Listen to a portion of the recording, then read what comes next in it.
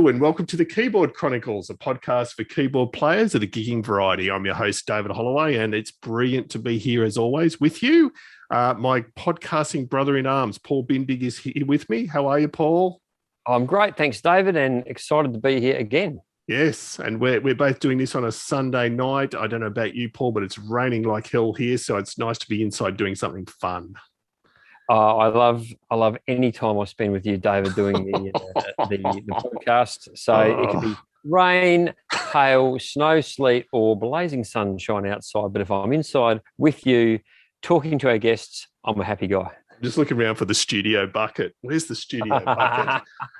So no, it is good to be here. So this episode, it's not something different, but we're talking with Mr. Francis Capistrano. Now, Francis, as you'll hear, is a very experienced gigging keyboard player who's also spent more than a decade prior in the retail keyboard sales, in keyboard sales roles. So he's got, lots of experience, selling keyboards and playing keyboards for people coming in to buy them. So that alone makes him an interesting guest. But then there's the fact that he's also the brains behind Naf Sounds, which I think a lot of our listeners who play in cover bands will well and truly have heard of. So Naf Sounds are a company that sells sounds for a range of modern synths, covering a huge range of hit songs from pretty much all of the decades from the 60s onwards. I've lost count of the number of players I know that have used Naf Sounds, and I promise this is not a sponsored thing. I just, we sort out, Francis, so we're not being paid to say this. The amount of people that use Naf Sounds is incredible, and so I thought it'd be fun to talk to Francis about that and a lot more. So hope you enjoy it. All right. Francis, great to have you here on a Sunday night. And this is one of these rare all Aussie events. Great to have you here. Yeah. Nice to be here. Really appreciate you joining us. And we're really keen to sort of delve into a few things with you. But we might as well kick off with our old chestnut of tell us about how you got into music initially. Okay. That goes a long way back to high school, I guess. So back in high school, I started off with a little Yamaha Porta-Sound keyboard, and I joined my first high school band. There was a battle of the bands, and they asked me to join them. So back then I knew 3 songs. I knew Jump, Don't You Forget About Me, and what was the other one? Just a local one back in the Philippines. That's where I'm from. So yeah, so that was many years back, and that was in high school, and that was 3rd year high school. 4th year we played again, and next time we won. And when we graduated from high school, went on to uni, and we joined a battle of the bands amongst universities, and we won that, and we won some prize money, and we finally realized, hey, we can actually make money out of this. So that's how it all started. And we did weekly gigs in random pubs. We were doing a lot of 80s stuff. It was the early 90s, but we were playing, the last remnants of the 80s, because at that time grunge was the in thing. But we were sort of we were stubborn. We didn't want to let go of the 80s, so that's where we started. And so I'm seeing a pattern here already to do with topics we're about to talk about as far as the 80s stuff. So you literally playing in bands, cover bands in pubs at school. So what made you decide to sort of go into music as a career? After we graduated from uni, we all started working, and that sort of disbanded the band. That was the end of it. And I worked in a hotel for a while. Back in the Philippines, and they formed an employee sort of group, and I joined that. And one of the guys in the hotel actually managed the band, and I got to join that. So I was doing that part time, maybe once or twice a month. It wasn't very often. And when I moved to Australia, much later on, I got to start working in retail, in music retail, because I really found it hard to. I lived in WA for a while, and it was a little town called Bustleton, and there wasn't much work for whatever experience I had. So one day I was just walking down the main road, and there was a sign, "Keyboardist Wanted," in the shop front, and I went in and got the job, and that's how it all started. And one day, one of the local musicians also walked in, and hey, we need a keyboardist, and we need a guy to play in the band. So that's how it all started here in Oz. Yeah, right. So Yeah. from the tiny town of Bustleton in Western Australia for Yep. our international viewers and listeners. So very remote part of the country. Yeah, beautiful spot, but Oh yeah, I quiet, mean, quiet.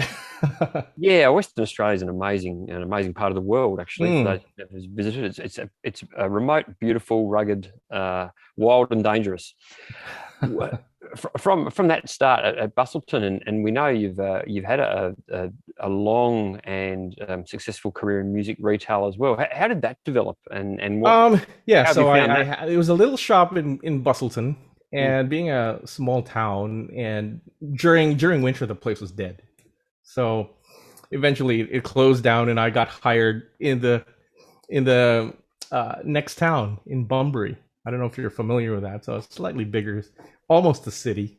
Yeah, Bunbury. I've played Bunbury All with my right. band. So Yep. yes, yeah, Yep. great little So town. it was a 55-kilometer drive from Bustleton to Bunbury, and yeah, so it was a bigger shop. And eventually, after 5 years, we moved out of WA, became citizens, and moved to Melbourne because this is where the music is. This is where the music is if you're in Australia. So working in retail, I knew all the suppliers were here this side of the country. Mm-hmm. And I always dreamed of maybe one day working for Korg or one of the big keyboard companies, because that's what I had back home. I had a trio, and I had a Korg Triton studio, and yeah, we were doing that thing. So yeah, moved to Melbourne, and ended up working for Allen's and Billy Hyde when I first started. Mm. Yeah. And I'm interested, Francis, that I know retail can be a challenging environment in music. Do you have any particular memories or anecdotes of some of the more fun or less fun times in selling keyboards to people? Well, it was a lot of fun. You're never bored when you're in a music store if you're a musician. You know, people always would walk in. You must be like a kid in a candy store. It's exactly what it felt like. And of course, it wasn't all fun and games. You don't just play the stuff, but you get the familiarity that you get with the keyboards is, yeah, you can't be beaten. So I knew a lot of the keyboards inside out, and I was lucky enough to work for a company called Keyboard Corner in Baronia here in Melbourne, and they were the top sellers for the Yamaha PSRs, and eventually the Korg Kronos. We sold a lot of them, and it was an easy sell because anybody would walk in. You just showed how much you loved the thing, and it would pretty much sell itself. So it was a lot of fun for me because you know how sales is, the typical adage that it's a transfer enthusiasm, and that's all it was. You get what do you want? What are we after for? What are you looking for? And they tell you, oh, we're after a keyboard for the son, and then yeah, this is what I can show you, and just have fun with it, really, and it becomes infectious, and they buy. Yeah, I think so, right? If you're enthusiastic about something, it will translate to your customers. I have to ask you, Francis, in your experience working in music retail, what's the number one song that people play on the keyboards when they're noodling and trying them out?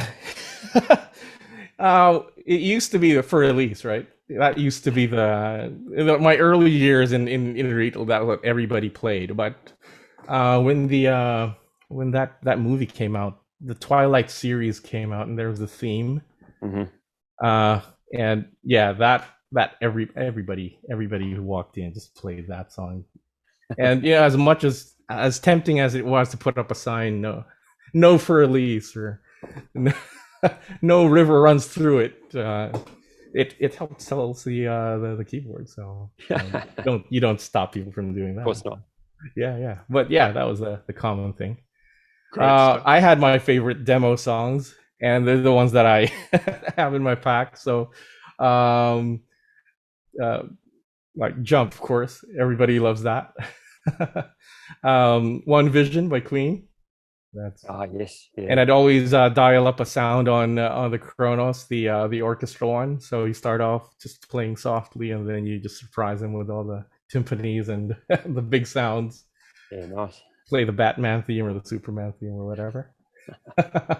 That's great, and you've just mentioned the sound packs, Francis. So let's jump into that. How did Narf Sounds come about? Let's talk about sort of the origin. How did you go from retail to actually going into business for yourself? Okay. Well, as I was working in retail, I was also playing in bands. So the band that I'm in right now has been the band that I've been in since I moved to Melbourne, essentially. So it's been a while. I just answered an ad, and we started off playing pubs and graduated from that, and now we just exclusively do weddings. Anyways, working in retail and doing that.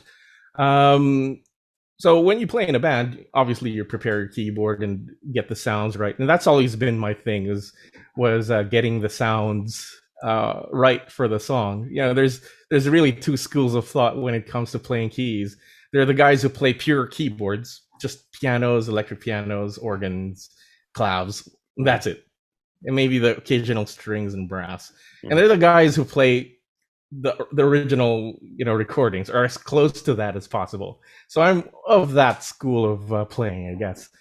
And every now and then the band would ask, okay, can we do this song? And you learn it, you program the sounds, and it doesn't get played. Hours go into actually getting the songs. Well, I ended up with lists of songs that never got played, or some that got played regularly but would get canned. One day I put up a video on YouTube, Uptown Funk, and I was getting a lot of messages. Hey, can I buy the sound from you? And I tell them not really, because the way I've organized my Kronos isn't the same as everybody else. My sounds are jumbled up, and if you play a Kronos, you know what it's like. You have to make sure that all the patches are in the right place. So it wasn't until I bought my Kronos Gold. So I bought a second Kronos eventually, and somehow I had to justify owning this thing, because the only reason I bought it was gold. So I'm a sucker for these colored keyboards, and I just had to have it. Korg are really clever like that too. They'll repurpose their keyboards in a completely different color and change nothing else. So it must work, right? Because they do it all the time. It works on me. Yeah, honestly, it was the only reason why I bought one. The guys at the shop, because they knew I was a bit of a Kronos freak, and that was a Kronos 1. So eventually the Kronos 2 came out, and people were asking, why aren't you buying the Kronos 2? No, I already have the Kronos 1. I don't really need one, but if they come up with a gold one, I'll buy it. I'll be the first one to buy. And true enough, a few years later, they came out with a Kronos Gold. In fact, the guy who owned the business that I worked for gave me a ring while he was at NAB. Francis, they've got a Kronos Gold here. Do you want to get it? So he ended up buying all the Kronos Golds and bringing them in the country. And when it arrived, okay, take it home. That was it. And I was carrying this thing and setting it up, and my wife was looking at me. So okay, maybe I'll sell some sounds. And that's, and I think you've been a little bit modest there, Francis. I mean, obviously it would have started from small things, but I think it's fair to say, and please correct me if I'm wrong, but you'd have to be one of the preeminent sound providers for particular boards worldwide, wouldn't you? You'd be one of a small handful. I guess it at the end of the day, I had the most time to do it.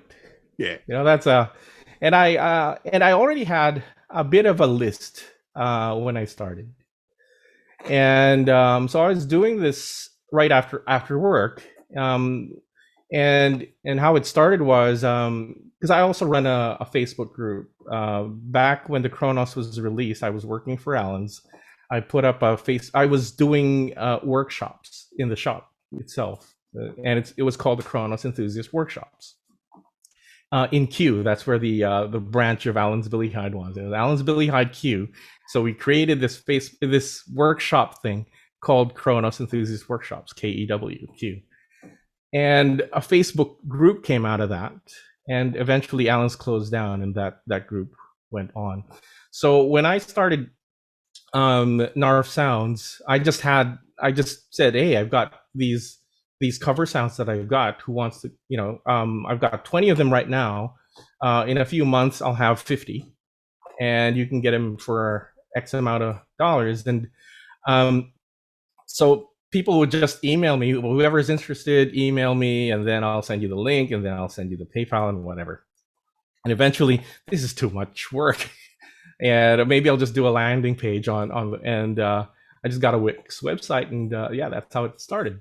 So it all automated. They can just download the file, and that was it. And just give a bit of a brief overview about what you do offer now, because it is quite extensive. So just briefly cover the boards that you cover and sort of the broad sound sets you offer. Sure. It started off with a Kronos, and so it started off with a Korg Kronos, and I had to do two separate packs because the way the Korg Kronos 1 and the Korg Kronos 2 are arranged is different.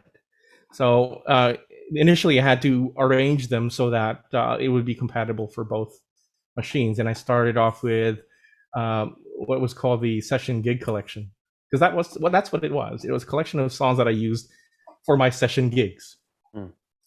And started off with that, and eventually, and I would build it up every few months, and people would email me, Francis, when can you do the sound or whatever, and I get enough requests for that particular song that okay, I'll do it.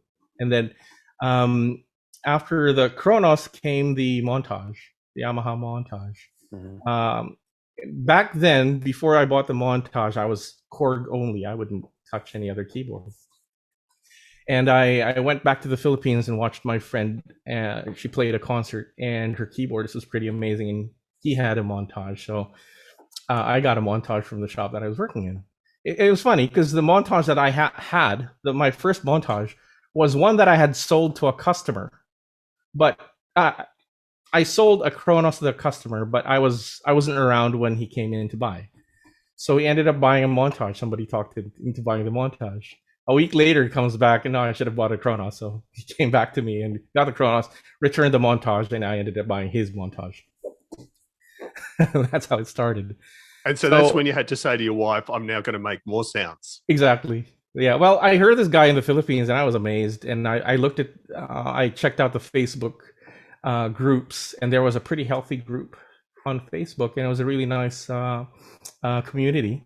So I joined that. I got the keyboard. It took me a few months to actually learn the keyboard and get my head out of the Korg way and be open to the Yamaha way. As you know, if you've got a multiple keyboards or get used to one, it's really hard to transition to another. You know, if you're a Korg guy, talk to any Korg guy and they're gonna say, Yamahas are too difficult. And you talk to a Yamaha guy, Korgs are too difficult. It's because they term their words differently, and parameters aren't where you'd expect them. It's just a matter of getting used to. So it took me a while to do that. And I guess the most successful songs from my Kronos packs were the ones that came out on the montage. And then a few months later, the Mode DX came out, and it was so successful. I mean, the Mode DX is such a successful board that a couple of months later, I quit my job because the demand for the sounds had spiked. And I realized, there are a lot of musicians who just want to save time. They just want to play. And it's especially if it's a gig upcoming, 2 days from now, for instance. You get that random call on a Thursday, and they want you to play on the Saturday, and they give you this massive list, and you don't even know where to start. So the first thing you do is you're going to have to learn what you think is going to get played, because everybody knows they give you this list, but they're not actually going to play all that. And the last priority is getting the sound right. That's the last priority. I got to learn the song pronto, get it ready for the gig. But at the same time, you want to create a good impression to the band with a band. You got to get the sounds right. You got to, best foot forward sort of thing. And that was happening. And it was hard because I'd spend a lot of time just creating the sound. Plus, I'm going to have to learn the song and then actually perform the thing on the weekend. So, that's I realized people just want to play and get your mind off the programming and just play. And that's what the packs are all about. And I think it's interesting. You're the first person I've heard that's verified just what I had as a gut feel, that those Mode X since, and I own the Modi X7, Yeah. just really took off. It just appeared that everyone seemed to, a lot of people gave them a go, and they just love the sound set and how versatile they are for a pretty reasonable price. Well, I think the Kronos and the Montage, they're not cheap keyboards. They're not cheap instruments. So if you're doing this for the first time, you're probably not going to get one yet. It's one of those things. I got myself an Oasis back in the day, and you know how much the Oasis was in Australia, and because in the Philippines it was a pipe dream for me to even own one. It was impossible. It was not going to happen. It was a year's salary to own an Oasis, and even if you could afford one, there was no way you could justify owning one without having this guilt of owning it. So, anyways, it just wasn't something that you get as a beginner. But the Modi X, Yamaha kind of broke the rules with that one, because there's this unspoken rule amongst manufacturers that your second tier keyboard can't be as good as your flagship. And when the Modi X came out, it was as good as the flagship almost. It's just not built as well.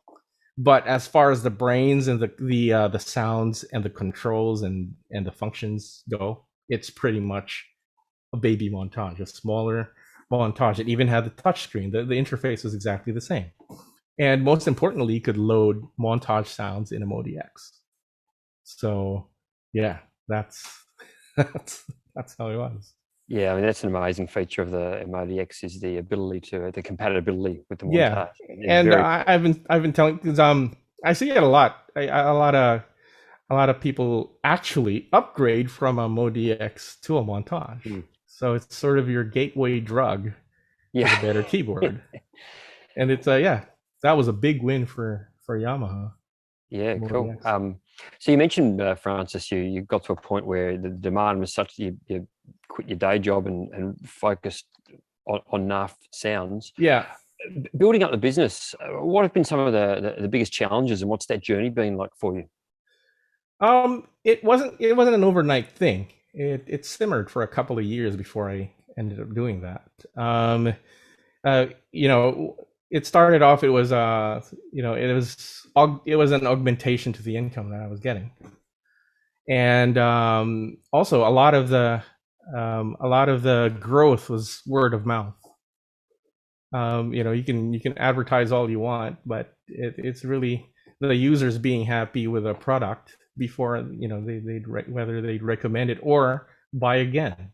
So so it was a lot of focus on the quality of the thing as well, the quality of the packs. So when I work on the sounds, because there's a lot of free stuff out there. You can go to Sound Mondo. You can there's other competitors as well who do the same thing. So my only point of difference is this has got to be enough to convince a person not to buy from them and buy from me. So and that entails actually learning the songs and knowing the songs that I'm gonna put in the packs.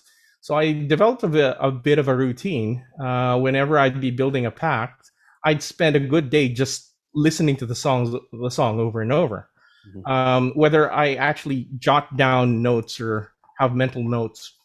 Okay, these are the sounds that I have to work on. How important, and I would rank the sounds I hear in a song. So, okay, there's a signature sound that you can only get with this keyboard. You're gonna have to, actually program that. Okay, this is a preset that I can just tweak and that sort of thing. And then I program the sounds and later on put them together. And not only that, I have to think of how this is actually going to be played live. So if I were to play this, how would I set this keyboard up so that the performance was seamless? Because not everybody's going to have the instruction manual with them when they're at the gig. So I have to make it as easy as possible so that for as long as you know the song, you can play it. And that's how that works. So that's a lot of the thinking goes to that.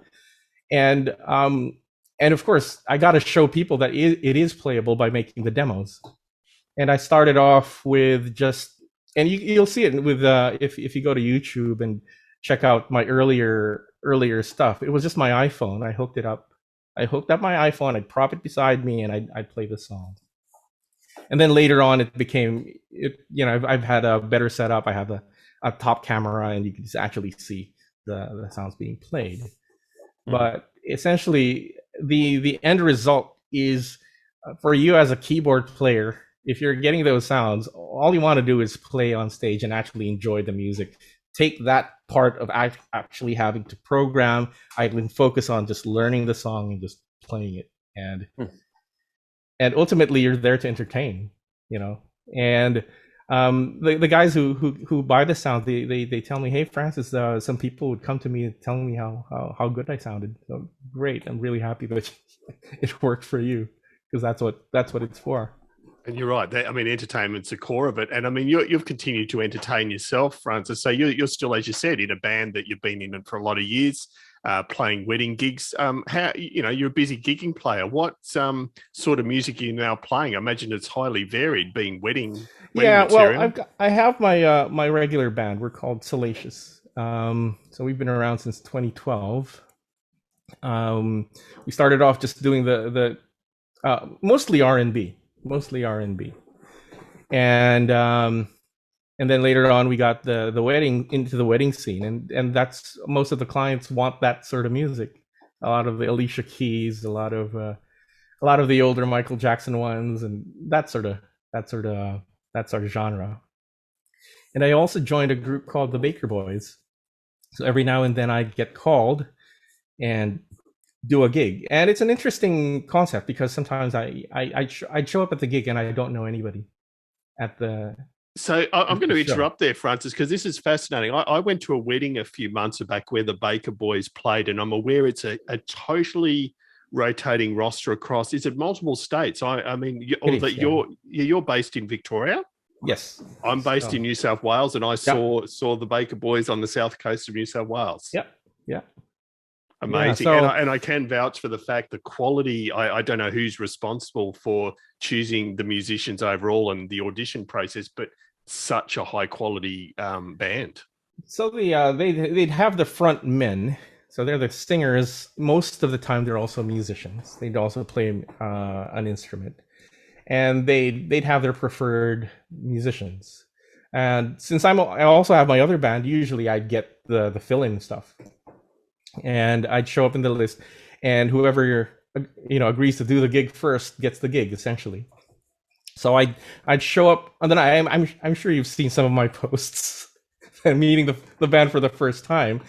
So yeah, that's exactly what I do because I don't know what songs are gonna get called, so I gotta be prepared, or as prepared as possible. Sometimes it's just impossible to prepare for these gigs. I did a gig once, and we did a 50s medley, Johnny B. Good, that sort of thing, a lot of Elvis. And then later on we did the Spice Girls. And then we did Linkin Park, all in the same set.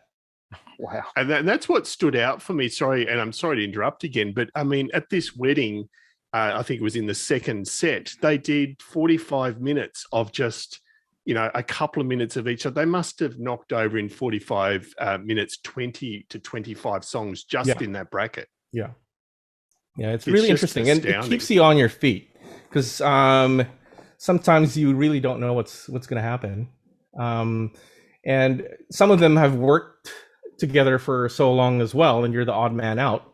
And, so do you have a list? No, we'll be fine, that sort of thing. You've all been there, I think. Yeah, just play along. And, okay. And sometimes they call in the chords, or at least give you the key. It has happened where I had to learn the song as it was being played.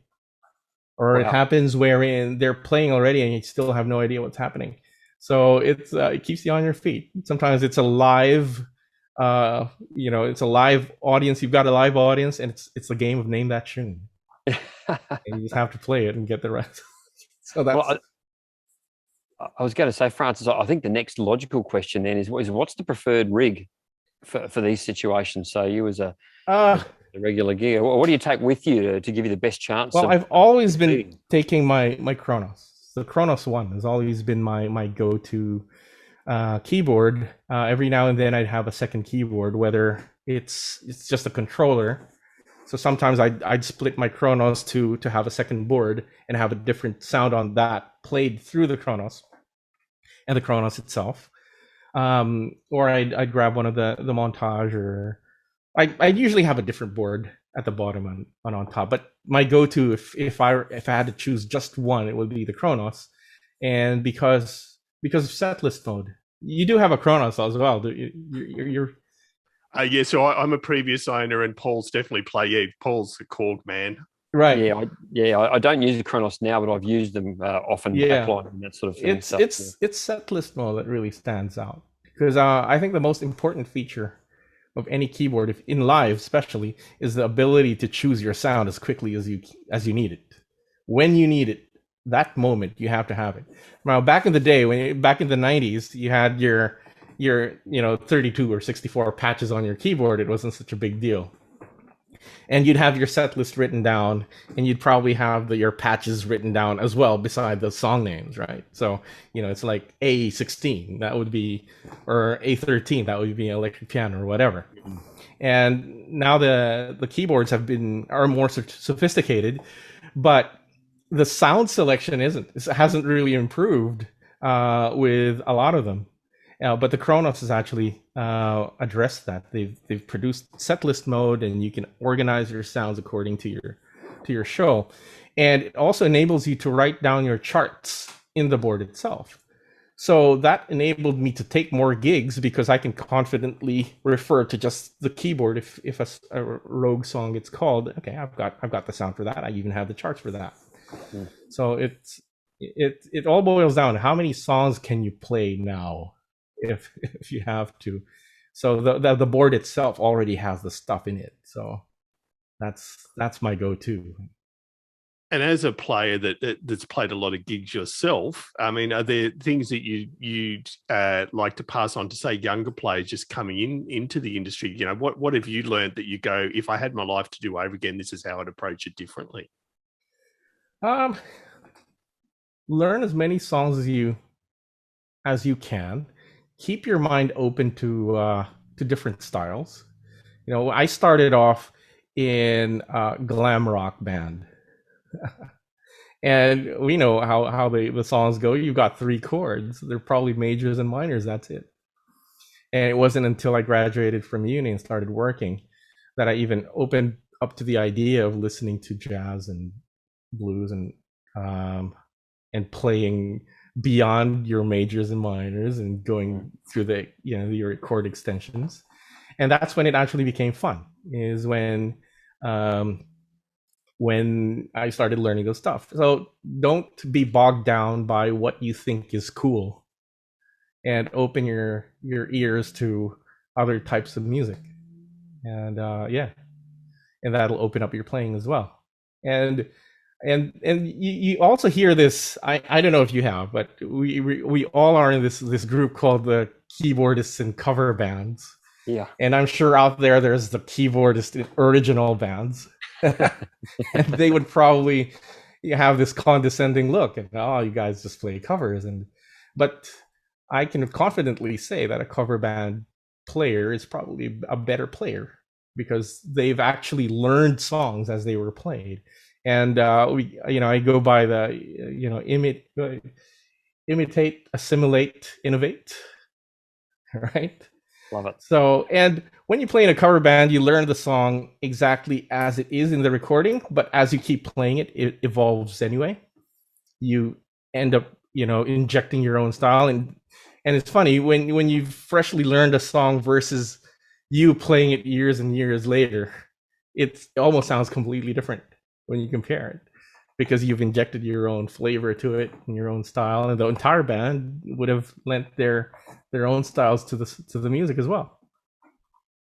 Yeah, I think sometimes that happens completely inadvertently too, just by osmosis, the process, as you say, of playing it over a period of time, and you can't help but inject a bit of your own style and personality into it. So really agree with you. Great advice there. Now, we have a question we love to ask all our guests, and I'm sure you can regale us with a good story. In all your time of live gigging, what's your most memorable train wreck, something that just did not go right? Oh, yeah, it was early on. It was like my first big show. So I came from, we were in my high school band. We were just playing glam rock stuff. I didn't know any other songs. And the drummer had a contact who was actually a pro singer, up and coming singer, and he had a concert and asked me to play. And so it was the first time I was learning songs other than the stuff that I had. So I had my charts and all that. And there was one in a freak key, like a G sharp, something like that. And I hate, I don't like, it was very uncomfortable to play in that key. Yeah. So I think every keyboardist has gone through this. It was your typical transpose disaster. And it's all right while you're playing the song, and you always forget. And the next song I was doing the intro, and yeah, it was a train wreck. That was it. That would have been the one. And it happened every now and then after that as well.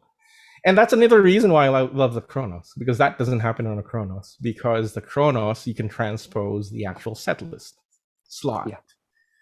And we've all been through it as well. Like, a song by heart in a certain way. You can play it blindfolded. You can play it, with a keyboard back. And the singer goes, "Can we drop it a couple of tones? And can we play it in D?"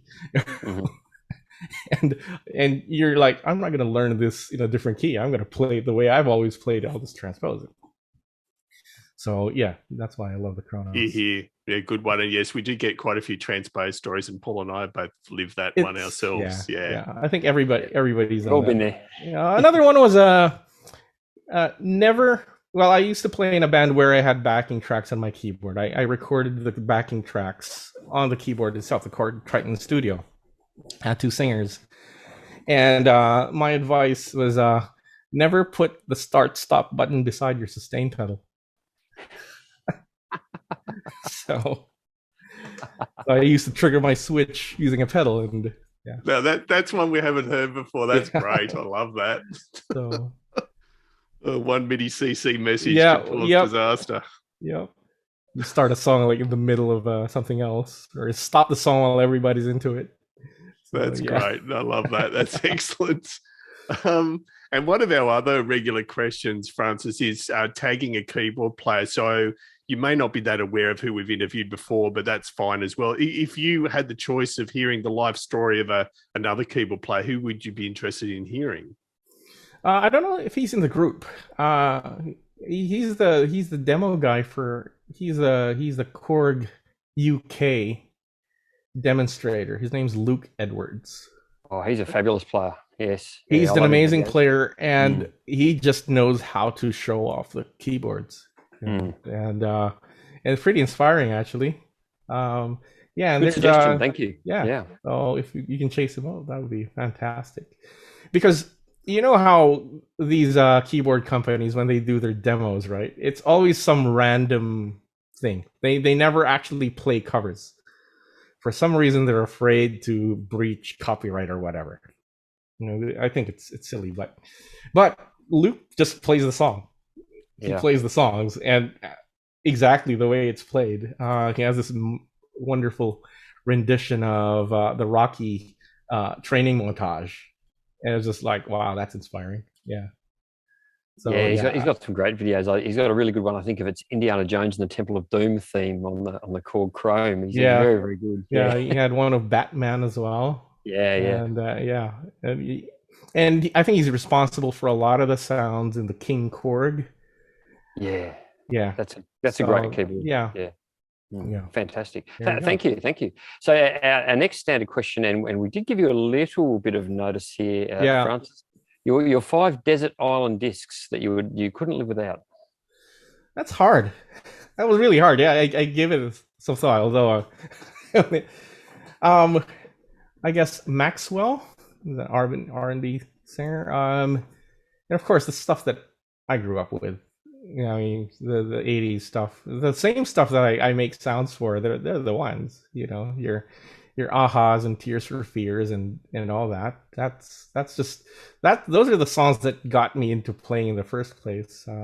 New Order, Depeche Mode, that sort of thing. And of course, of late, I listen to other stuff, but I guess if you just had a few to choose from, that would be it. Great. No, good picks. And I'm sure you'll give me the leeway. I'll just put in particular album titles based on, like for your Aha, it'd have to be Hunting High and Low and stuff like that. I'm sure you'll trust me to put in the right ones. Yeah. Well, it's the particular songs, I guess. Yeah, that's right. It wasn't really albums, because when I got into music, a lot of the albums I actually owned were stuff by Poison, Guns N' Roses, Van Halen, of course. Van Halen, you can't miss Van Halen. And Van Halen is the reason why that band had a keyboard player.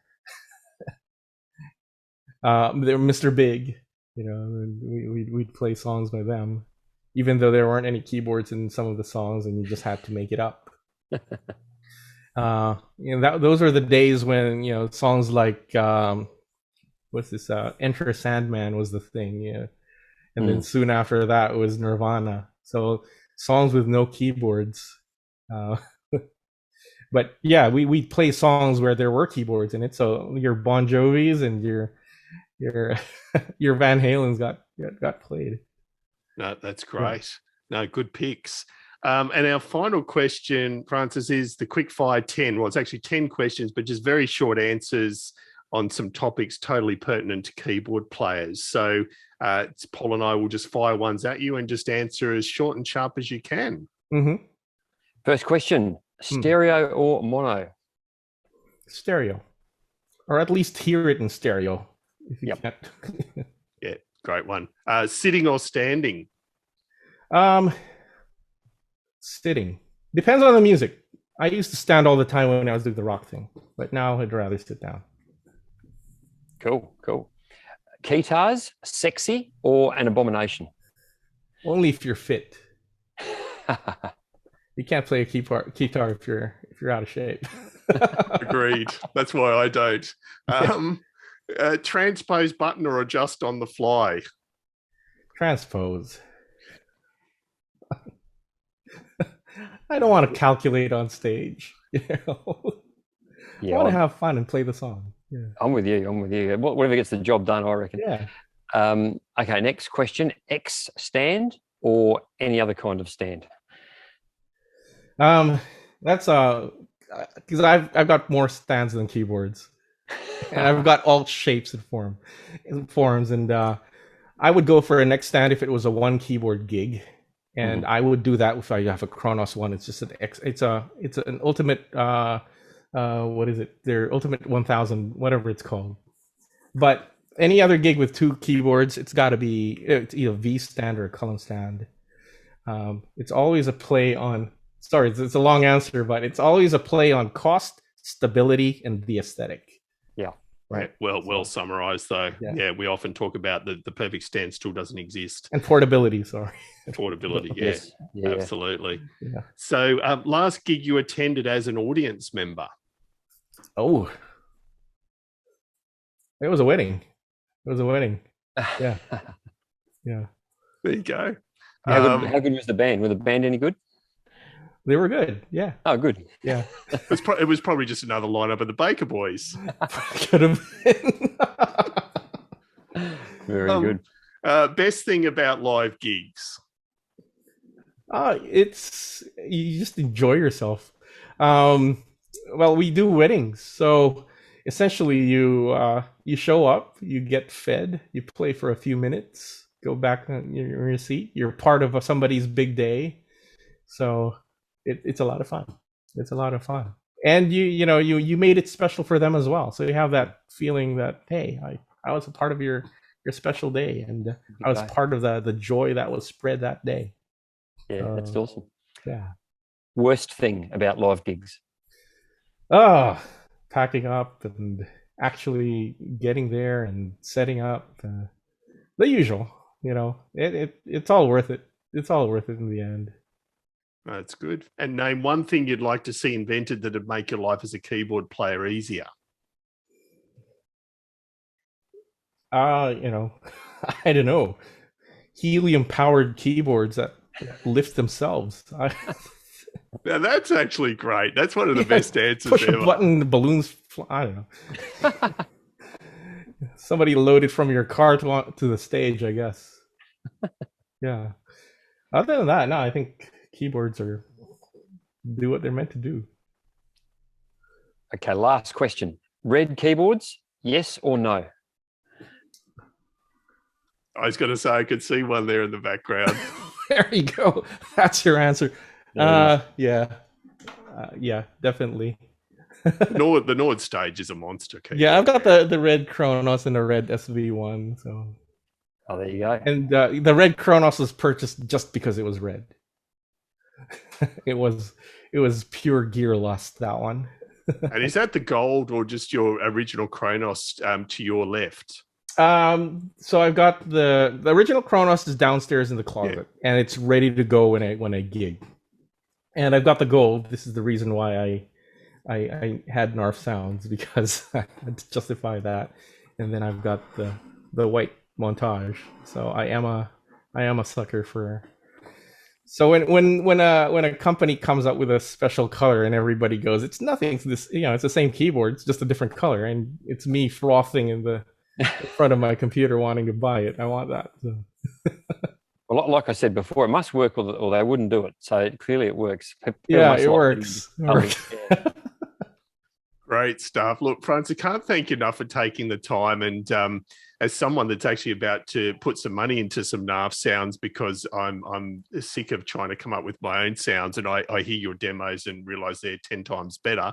Thank you for what you do in this regard. And I'm glad it's worked out to be something you can do for a living as well. That's even better, let alone out of Australia. So yeah, pleasure talking to you. And thanks for that. Yeah. And here's to an even brighter future. Thank you.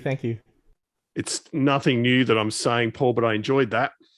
Oh, it was great. Well, we say this, it feels like a cliche, but A, what a nice guy. B, really interesting to get his perspective on where his business, his journey, moving into the business, how it's grown. And as we discussed, how much value is he adding to keyboard players around the world, and probably saving them a lot of time in the sense of, as anyone who, I'm sure 99.9% of our listeners know, the playing of the song is only a small part of the task. It's getting the sounds right is so hard. So it's wonderful we have people like Naf Sounds and others who can help us with that stuff. Yeah, and I mean, Francis is the second. I mean, Jim Danik is the same. The stuff he does with Backstage Pass is just incredible. Exactly. And I can't think of a better way to spend my money than with guys like that. So yeah, it was really good. Yeah, and it's worth just repeating, David. And I know you said this at the outset before we spoke to Francis, but to be really clear, this is not a paid plug. No. We interviewed Francis because we just think there's value, and he's an interesting guy with a cool story, and it's a different perspective on keyboard playing. But we're not being paid a cent to just say, hey, we think this is really cool. And if for some reason we are lucky enough to be paid one day, we'll absolutely disclose we'll it. Tell you. We're certainly not one of those sort of podcasts. Yeah, no, very happy to. And I also just wanted to give a quick shout out to our gold and silver supporters on Patreon. So we've got the Korg Chrome user group run by the brilliant Greg. We've got Brother Paul Brown from the Water Boys is a supporter. Thank you, Brother Paul. He's out on tour with Mike Scott at the moment, and some of the reports I'm hearing is it's going down very, very well. And also Tammy Catcher of Tammy's Musical Stew, a great Canadian radio show that it's got about 30, I apologize, Tammy, more than 30 episodes on the clock. And if you just, it's like the good old days of, having a retrospective radio show that covers some of the songs that you love on a particular theme. Cannot recommend it highly enough. And then finally, the Music Player forums, musicplayer.com forums. I know I've been a member since 2000. Paul, you've been there a long while as well, and we love hanging out there as well. So thank you all for your support. We'll be back again in a fortnight or so, but just a reminder, you can keep in touch in the meantime via a few means. Our website is www.keyboardchronicles.com. You can contact us on Facebook at The Keyboard Chronicles and on Twitter at The Keyboard CHR1. And if you like good old-fashioned email, then as always, drop us a line at editor@keyboardchronicles.com. And you can also obviously comment on our YouTube versions of this show. We love replying to comments there, and we've been getting a few of those lately. If you would like to become an official supporter, we do have a Patreon account where for the price of a coffee a month, you can help us go from strength to strength. The benefit of being a patron of Patreon is you do get extra bonus content. Paul and I just uploaded some bonus content just today. So if you'd like to be part of that, just go to patreon.com/Keyboard Chronicles. And then most importantly, or second most importantly, a huge thank you to you, Paul, for joining. Oh, thanks for having me, David. It's a pleasure to be here. And most important, and I don't think you have to thank me for having you, because I feel like we've moved in together in a sort of the odd couple sort of way. Yeah. You're not coming over for dinner anymore. You're helping make dinner.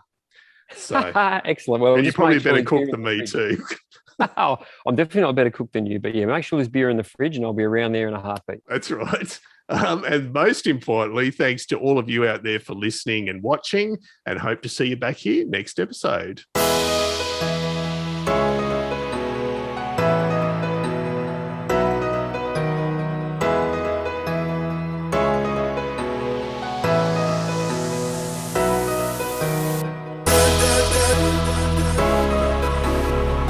Da, da, da.